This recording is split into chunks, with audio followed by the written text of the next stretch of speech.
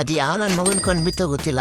ಗುರು ನಮಸ್ಕಾರ ಅಮ್ಮ, ನಿಂಗೆ ಜಿಮ್ಗೆ ಹೋಗಿ ವರ್ಕೌಟ್ ಎಲ್ಲ ಮುಗಿಸಿ ಮನೆಗೆ ಬಂದೆ. ನಮ್ಮ ಅಮ್ಮ ಒಳ್ಳೆ ತಿಂಡಿ ಮಾಡಿತ್ತು, ದೋಸೆ ಕೈಮ ಉಂಡೆ, ಅದೆಲ್ಲ ಶಿಸ್ತಾಗಿ ತಿಂಡಿ ರೆಡಿಯಾಗಿದ್ದೆ ಕೆಲಸಕ್ಕೆ.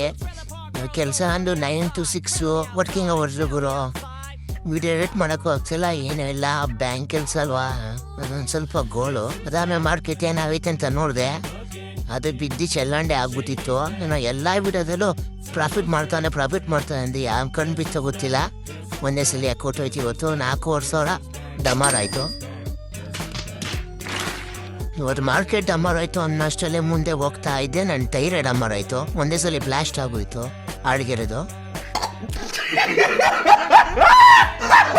ಅದಕ್ಕೊಂದು 1,000 ಕೊಟ್ಟೆ. ಇವಾಗ ನೀನು ಮಳೆ ಬಂದು ಗಾಡಿ ಎಲ್ಲ ನೆಂದೋಗಿತ್ತಲ್ಲ, ಅದೇ ಗ್ಯಾಪಲ್ಲಿ ಗಾಡಿ ಎಲ್ಲ ನೀಟಾಗಿ ಒರೆಸ್ದೆ.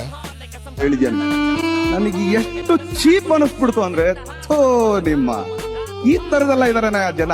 ಯಾಕಂದ್ರೆ ಇನ್ನೇನು ಮನೆಗೆ ಬಂದು ಏನೂ ಆಗೇ ಇಲ್ಲ ಅನ್ನೋ ಥರ ಗೇಮ್ ಆಡ್ಕೊಂಡು ಶಿಸ್ತಾಗಿ ಮಲ್ಕೊಂಡೆ ಊಟ ಮಾಡಿ. ನೋಡಿ ಸ್ವಾಮಿ,